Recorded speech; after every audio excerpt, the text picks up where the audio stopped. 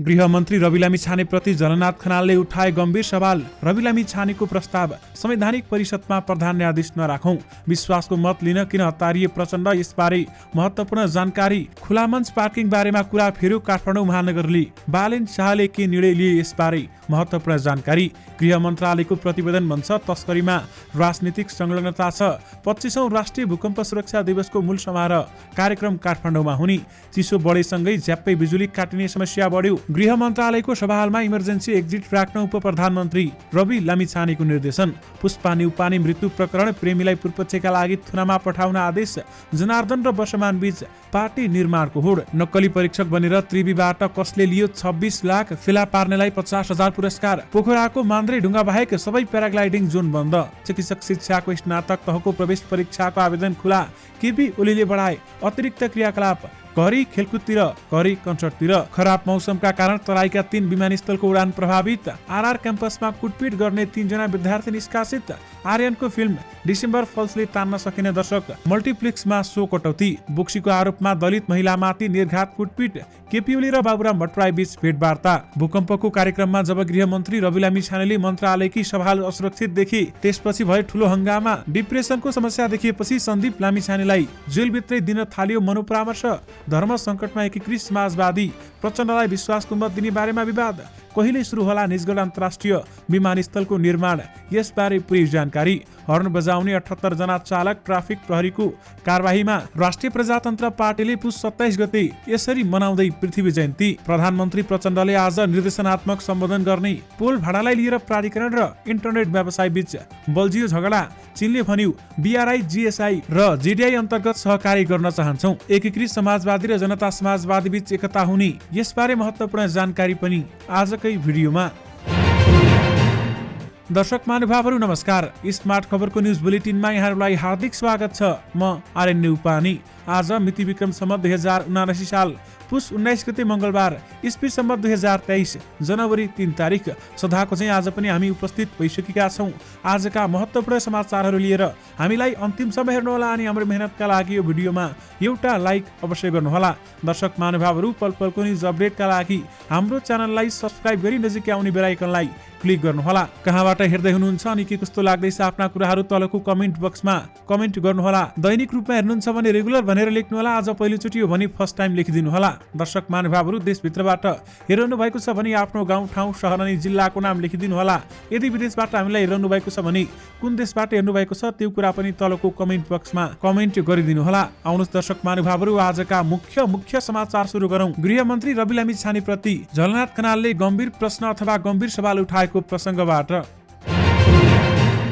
नेकपा एकीकृत समाजवादीका नेता एवं पूर्व प्रधानमन्त्री झलनाथ खनालले गृहमन्त्री रवि लामिछानेप्रति गम्भीर सवाल उठाएका छन्। पार्टीको पोलिट ब्युरो बैठकमा प्रस्तुत गरेको दस्तावेजमा खनालले गृह मन्त्रालय जस्तो संवेदनशील ठाउँ, नागरिकता बारेमा मुद्दा खिपिरहेका व्यक्तिलाई सुम्पिएको भन्दै उनले गम्भीर सवाल उठाएका हुन्। अहिलेको सरकारप्रति पार्टीको दृष्टिकोण कस्तो हुनुपर्छ भन्ने खण्डनमा खनालले भनेका छन्। यो सरकारले गृह मन्त्रालयको जस्तो सुरक्षाको निम्ति अत्यन्तै संवेदनशील मन्त्रालय सर्वोच्च अदालतमा नागरिकताका बारेमा नै मुद्दा खिपिरहेका व्यक्तिलाई सुम्पिएको छ। त्यसले के परिणाम ल्याउने हो हेर्न नै बाँकी छ भन्दै उहाँले बताउनु भएको छ। गृहमन्त्री लामिछानेको संसदमा योग्यता बारेमा 22 पुसमा सर्वोच्च अदालतको संवैधानिक इजलासमा सुनवाई हुँदैछ भने निष्क्रिय भएको नेपाली नागरिकताको आधारमा लामिछाने राष्ट्रिय स्वतन्त्र पार्टीबाट सांसदको उम्मेद्वार बनेको भन्दै उनको सभापति र सांसद पद खारेजी गर्न सर्वोच्चमा रिट दायर भएको थियो।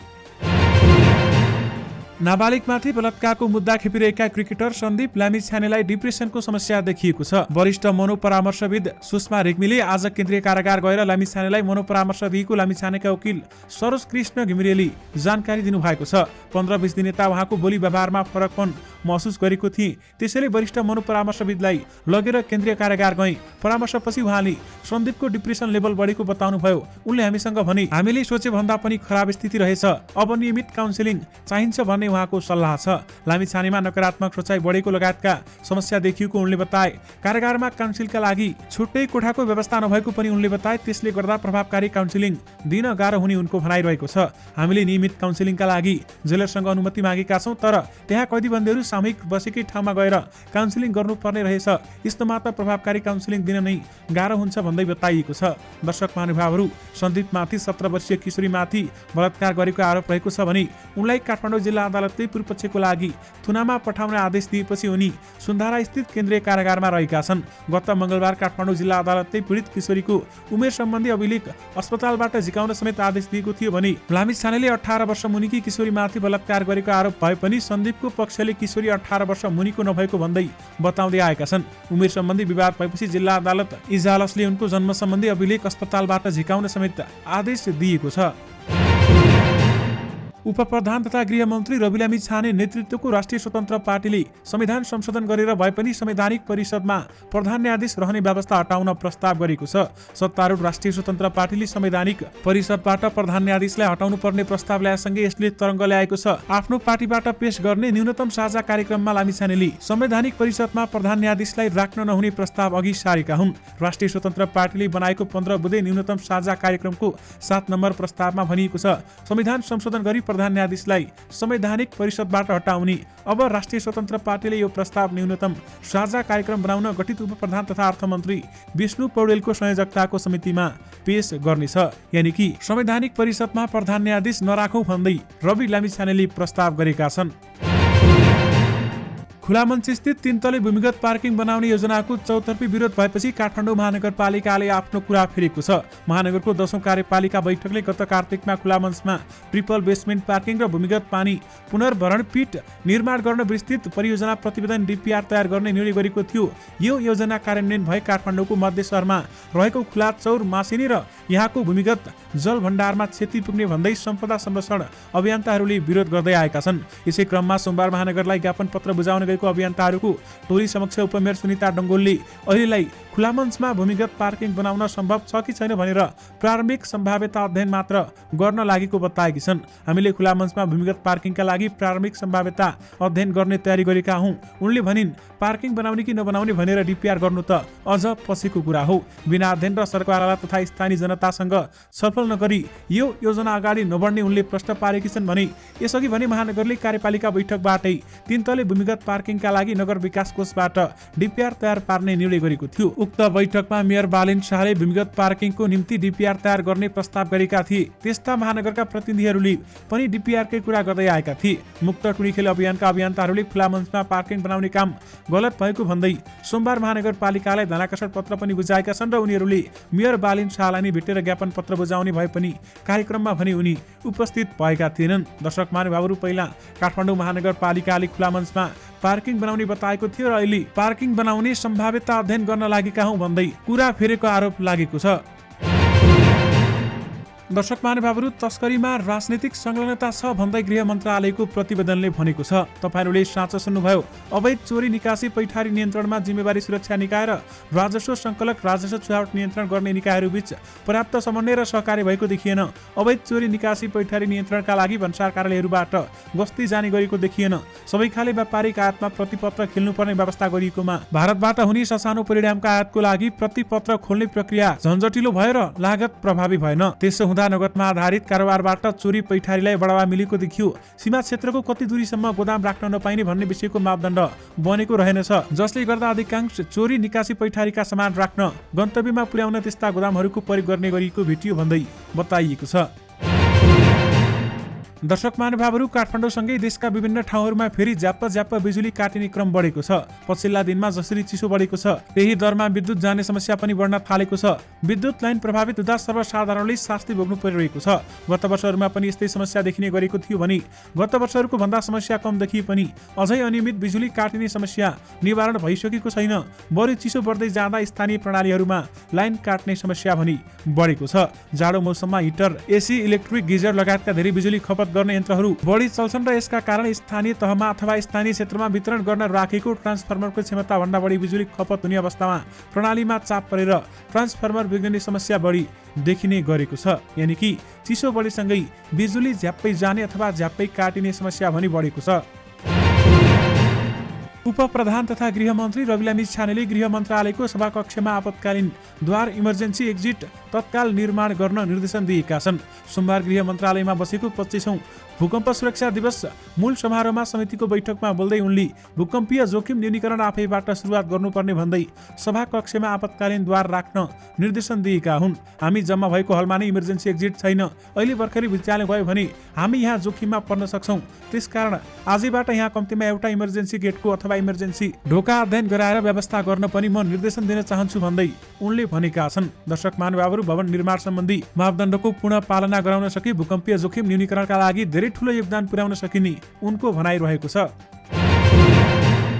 इन्गेजमेन्ट टुटेपछि आत्मदाह गरेकी 27 वर्षीय पुष्पा न्युपानेका प्रेमी सुदन सङ्ग्रौलालाई पूर्वपक्षका लागि थुनामा पठाउन अदालतले आदेश दिएको छ। जिल्ला अदालत काठमाडौँले उनलाई पूर्वपक्षका लागि थुनामा पठाउन आदेश दिएको हो भने अदालतको आदेशपछि उनलाई केन्द्रीय कारागार सुनधारा चलान गरिएको जिल्ला प्रहरी परिसर काठमाडौँले जनाएको छ। दुम्बाराईको पिपलबोट नजिकै रहेको सङ्ग्रौलाको घर अगाडि 19 मङ्सिरमा जलिरहेको अवस्थामा न्युपाने भेटिएकी थिइन्। उनको उपचारका क्रममा कीर्तिपुर अस्पतालमा मृत्यु भएको थियो। नेकपा एमालेका अध्यक्ष केपी शर्मा ओली र नेपाल समाजवादी पार्टीका अध्यक्ष डाक्टर बाबुराम भट्टराई बीच भेटवार्ता भएको छ। केपी ओलीको निवास बालकोटमा भएको भेटमा दुई नेताबीच समसामयिक राजनीतिक नयाँ सत्तारूढ गठबन्धन सरकारको प्रभावकारिता लगायतका विषयमा छलफल भएको नेपाल समाजवादी पार्टीले जनाएको छ। 4 मङ्सिरको चुनावमा नेकपा माओवादी केन्द्रको चुनाव चिन्हमा प्रतिस्पर्धा गरेको नेसपा हाल सत्तारूढ गठबन्धनतिरै रहेको छ। प्रधानमन्त्री पुष्पकमल दाहाल प्रचण्डले सरकारको काम कारबाहीलाई प्रभावकारी बनाउन आज निर्देशनात्मक सम्बोधन गर्ने भएका छन्।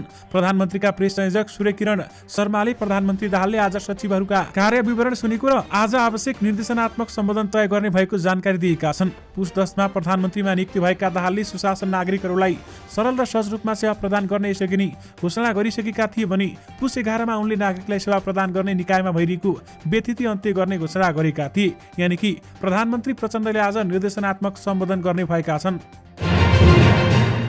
नेपाल विद्युत प्राधिकरण र इन्टरनेट सेवा प्रदायक बीचको झगडा फेरि बल्झिएको छ। इन्टरनेट सेवा प्रदायकले तार टाँगे बापत भाडा नतिरेको भन्दै प्राधिकरणले तार काटेको भन्दै पुनः विरोध सुरु भएको हो। विद्युत प्राधिकरणले 700% सम्म पोल भाडा बढाएको इन्टरनेट सेवा प्रदायकहरूको आरोप छ भने प्राधिकरणले बढेको भाडा बुझाउन दबाब दिँदै लाइन काट्न थालेको व्यवसायीहरूले बताएका छन्। त्यसकारण पोल भाडालाई लिएर प्राधिकरण र इन्टरनेट व्यवसाय बीच झगडा बल्झिएको छ। 25औं राष्ट्रिय भूकम्प सुरक्षा दिवसको मूल समारोह काठमाडौँ महानगरपालिकामा गर्ने निर्णय भएको छ। गत वर्ष ललितपुर र त्यस अघिल्लो वर्ष भक्तपुरमा समारोह आयोजना गरिएको थियो। उपप्रधान तथा गृहमन्त्री रवि लामी छानेको अध्यक्षतामा बसेको 25औं भूकम्प सुरक्षा दिवस मूल समारोह समितिको बैठकले उक्त निर्णय गरेको हो। मूल समारोह समितिको सभापति काठमाडौँ महानगरपालिकाका मेयर बालेन्द्र शाह रहनेछन् भने प्रमुख अतिथिका लागि प्रधानमन्त्री पुष्पकमल दाहाल प्रचण्डलाई आग्रह गर्ने निर्णय गरिएको छ। प्रधानमन्त्रीको समय लिनका लागि बैठकले गृहमन्त्रीलाई जिम्मेवारी दिएको छ। बैठकमा प्रस्तावित यसपालिको नारामाथि आएका सुझावका आधारमा गृह मन्त्रालयले अन्तिम नारा तय गर्ने भएको छ। बैठकमा 3वटा नारा प्रस्तावित गरिएको थियो भने बैठकले यिनै नाराका वरिपरि रहेर सुझाव दिन सम्बन्धित सरकारवालाहरूलाई आग्रह गरेको छ। सरकारले पोखराको मान र ढुङ्गा बाहेक सबै प्याराग्लाइडिङ जोन बन्द गराएको छ। पोखरामा नयाँ अन्तर्राष्ट्रिय विमानस्थलको व्यवसायिक सञ्चालनसँगै नेपाल नागरिक उड्डयन प्राधिकरणले मान र ढुङ्गा प्याराग्लाइडिङ जोनलाई मात्र कायम राखी अन्य सबै जोन बन्द गर्ने निर्णय कार्यान्वयनमा ल्याएको छ। प्राधिकरणले प्याराग्लाइडिङ व्यवसाय सञ्चालन सम्बन्धमा नेपाल हवाई खेलकुद संघलाई पत्र लेख्दै यस्तो जानकारी गराएको हो। प्राधिकरणका अनुसार अन्तर्राष्ट्रिय विमानस्थलले चर्चेको कन्ट्रोल एयर स्पेस मध्ये बढी ट्राफिक गतिविधि हुने 10 नटिकल माइल भित्र एउटा मात्र प्याराग्लाइडिङ जोन कायम राखी अन्य सबै जोन बन्द गरिएको हो भन्दै बताएको छ। दर्शक महानुभावहरू, प्रतिकूल मौसमका कारण हरेक दिन हवाई उडान प्रभावित भएको छ। हिजो निर्धारित सिमरा र जनकपुरका सबै उडान बन्द भएको त्रिभुवन अन्तर्राष्ट्रिय विमानस्थलले जनाएको थियो भने आज पनि त्यस्तै अवस्था रहेको बताइएको छ। हिजो भैरवामा 12 बजे भन्दा अगाडिका उडानहरू रद्द गरिएका थिए। आज पनि रद्द हुने सम्भावना देखिएको छ। पोखरामा नयाँ विमानस्थलबाट उडान सञ्चालन भए पनि प्रतिकूल मौसमका कारण उडानहरू भने डिले भएका छन् भने आज केही समयपछि मात्रै विमानस्थलमा भिजिबिलिटी खुल्छ भन्दै बताइएको छ।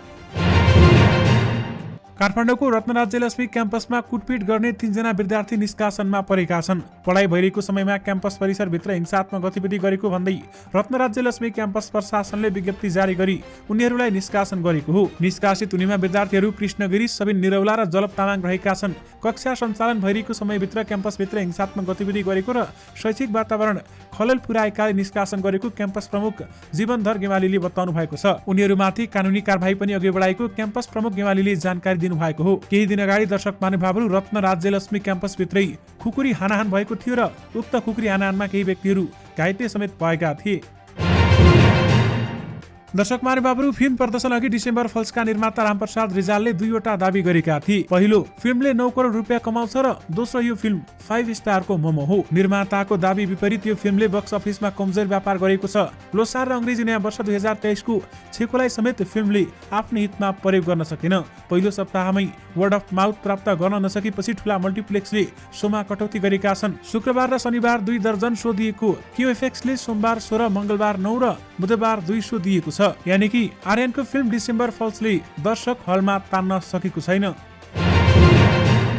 माओवादी केन्द्र निर्वाचनपछि नयाँ समीकरणमा सामेल हुँदा वर्षदेखि सहकारी गरेको नेकपा एकीकृत समाजवादी विलक बन्धनमा परेको छ। यही विलक बन्धनका कारण जसले उन सरकारलाई खुलेर समर्थन गर्न सकेको छ, न त विरोध नै। कंग्रेसले सहमति अनुसार प्रधानमन्त्री नछोड्ने भएपछि माओवादी केन्द्रका अध्यक्ष पुष्पकमल दाहाल प्रचण्ड एमाले सहितको गठबन्धन मार्फत गत पुस 10 गते प्रधानमन्त्री बनेका थिए। प्रधानमन्त्री प्रचण्ड भएपछि सरकारप्रतिको दृष्टिकोण तय गर्न समाजवादीले पार्टी कमिटिका बैठकमा छलफल गरेर स्पष्ट धारणा बनाउने भएको छ। यानी कि अहिले धर्म संकटमा एकीकृत समाजवादी रहेको छ भने प्रचण्डलाई विश्वासको मत दिने बारेमा विवाद देखिएको छ।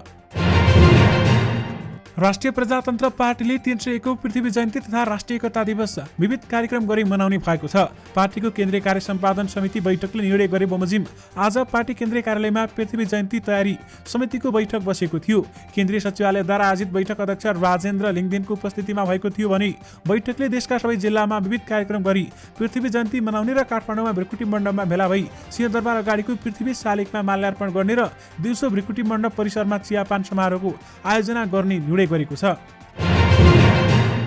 चीनले ग्लोबल सिक्युरिटी इनिसिएटिभ जीएसआई र ग्लोबल डेभलपमेन्ट इनिसिएटिभ जीडीआई अन्तर्गत नेपालसँग द्विपक्षीय सहकार्य अझ गहिरो पार्न चाहेको बताएको छ। बेजिङ स्थित नेपाली राजदूत विष्णु पुकार श्रेष्ठसँगै हालै भएको भेटमा चिनिया विदेश मन्त्रालयका एसियन अफेयर्स डिपार्टमेन्टका महानिर्देशक लिउ जिनसोङले त्यस्तो बताएका हुन् भने चिनिया विदेश मन्त्रालयले प्रेस विज्ञप्ति जारी गर्दै राजदूत श्रेष्ठसँग महानिर्देशक लिउले नेपालसँग बेल्ट एन्ड रोड अवधारणा बीआरआईको फ्रेमवर्क भित्र रही उच्च गुणस्तरको सहयोग अघि बढाउन चीन प्रतीक्षारत रहेको बताएको पनि उल्लेख गरिएको छ। माधव कुमार नेपाल नेतृत्वको एकीकृत समाजवादी र उपेन्द्र यादव नेतृत्वको जनता समाजवादी पार्टी बीच एकताका लागि छलफल अघि बढेको छ। एकीकृत समाजवादीको सोमबारदेखि काठमाडौँमा सुरु भएको बैठकको पहिलो दिनको अन्त्यमा पत्रकारहरूसँग कुराकानी गर्दै पार्टीका उपमहासचिव एवं प्रचार विभाग प्रमुख जगन्नाथ खतिवडाले यसबारेमा जानकारी गराएका हुन्। पत्रकारहरूले जनता समाजवादीसँग एकता वार्ता अघि बढेको हो भनेर राखेको जिज्ञासामा खतिवडाले आफूहरू अहिले पनि छलफलमा रहेको खुलाएका छन्। हो, हामी छलफलमा छौं, उनले भने। दुई दलबीच एकता हुन सक्छ, तपाईहरूले सुनेको कुरा सही हो भन्दै उनले बताएका छन्। काठमाडौँ उपत्यकामा आज गरेको विशेष चेकिङका क्रममा हर्न बजाएर ध्वनि प्रदूषण गर्ने 78 जना चालकहरूलाई ट्राफिक प्रहरीले कारबाही गरेको छ। 2074 वैशाख 1 गतेदेखि नै काठमाडौँ उपत्यकामा हर्न निषेध गरिए पनि पछिल्लो समय हर्नको दुरुपयोग बढेका कारण कारबाहीलाई तीव्रता दिएको काठमाडौँ उपत्यका ट्राफिक प्रहरी कार्यालयका प्रवक्ता एवं वरिष्ठ उपरीक्षक उपेन्द्र राजेन्द्र प्रसाद भट्टले जानकारी दिनुभएको छ। अख्तियार दुरुपयोग अनुसन्धान आयोगले नक्कली परीक्षक बनेर त्रिवी परीक्षा नियन्त्रण कार्यालयलाई 26 लाख रुपियाँ भन्दा बढी ठगी गर्ने व्यक्तिको खोजी थालेको छ। अख्तियारले मानिस पहिचान गर्ने बारेमा सूचना सार्वजनिक गर्दै नक्कली परीक्षक बनेर त्रिवीबाट 26 लाख रुपियाँ लिने व्यक्ति बारेमा पहिला खबर गर्नेलाई 50,000 रुपियाँ पुरस्कार दिने घोषणा गरेको हो। ती व्यक्तिले उत्तर पुस्तिका परीक्षण गर्न गरेको कृत्य कागजात बनाएर त्रिवीको परीक्षा नियन्त्रण कार्यालयबाट 26 लाख रुपियाँ भन्दा बढी लिएका थिए। अख्तियारले यो सूचना आफ्नो वेबसाइटमा पुस 13 गते राखेको थियो भने आज भने त्रिवीका विभिन्न निकायका र सञ्चार माध्यममा समेत उक्त सूचना पठाएको हो। यानी कि नक्कली परीक्षक बनेर त्रिवीबाट 26 लाख रुपियाँ लिएको छ भने फेरा पार्नेलाई 50,000 पुरस्कार दिने समेत बताइएको छ। चिकित्सा शिक्षा आयोगले चिकित्सा शिक्षाको स्नातक तह युजीको शैक्षिक कार्यक्रमहरूमा एकीकृत परीक्षाको प्रवेश अनलाइन आवेदन 24 पुसमा खोल्ने भएको छ। आयोगले MBBS, BDS, BSc nursing, BASLP, B perfusion technology, BAMS, BNS, BSc MLT, BSc MIT, B pharma, B optometry, BPT, BS को लागि अनलाइन आवेदन खुला गरेको हो। यानी कि चिकित्सा शिक्षाको स्नातक तहको प्रवेश परीक्षाको आवेदन खुला भएको छ। कुनै मिटिङ चलेर घरमा थुप्रिएका कार्यकर्तालाई पर्खाएर एमाले अध्यक्ष केपी शर्मा ओली फुटबल रङ्गशालातिर हिँडे या कन्सर्टमा पुगे भने पार्टीभित्र आलोचनाका शिकार बन्दा रहेछन्। पछिल्लो साता नेपालमा सत्ता गठबन्धनभित्र उलटपुलट भयो। बहालवाला प्रधानमन्त्री शेरबहादुर देउवालाई हटाएर तेस्रो ठूलो दल माओवादी केन्द्रका अध्यक्ष पुष्पकमल दाहाललाई प्रधानमन्त्रीमा राख्दै गर्दा यसका मुख्य सूत्रधार नै ओली थिए। एकीकृत समाजवादीका अध्यक्ष माधव नेपालले त पार्टीको भर्चुअल बैठकमा टिप्पणी नै गरे, म त किनारामा बसेर हेर्ने मान्छे परे भन्दा भन्दै ओलीले बिताइदिए। दर्शक महानुभावहरू, पछिल्लो समय ओली पनि प्रचण्डको कार्यकालपछि प्रधानमन्त्री बन्नेवाला छन् र उनले अहिले अतिरिक्त क्रियाकलापसँगै घरि खेलकुदतिर, घरि कन्सर्टतिर जान थालेका छन्। दर्शक महानुभावहरू, त्यहाँका तस्बिरहरू पनि तपाईहरूले स्क्रिनमा देखिरहनु भएको छ। पर्साको जगन्नाथपुर गाउँपालिकामा बोक्सीको आरोपमा एक दलित महिलालाई निर्घात कुटपिट गरिएको छ। जगन्नाथपुर गाउँपालिका 3 खलुचडी बस्ने 60 वर्षीय दलित महिला सुदामा देवी समयलाई कुटपिट गरिएको हो भने उनको वीरगञ्ज स्थित नारायणी अस्पतालमा उपचार भइरहेको छ। महिलाको टाउको, गर्दन र शरीरको विभिन्न भागमा चोट लागेको अस्पतालले जनाएको छ।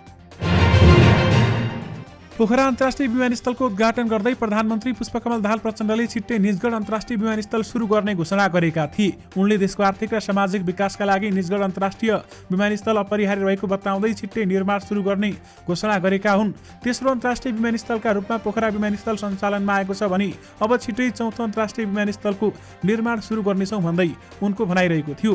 दर्शक महानुभावहरू, प्रधानमन्त्री प्रचण्डले थपे छिट्टै निजगढ अन्तर्राष्ट्रिय विमानस्थलको निर्माण प्रक्रिया अगाडि बढाउनेछौँ र देशलाई कनेक्टिभिटीको क्षेत्रमा नयाँ युगमा प्रवेश गर्न अठोट गर्न चाहन्छु।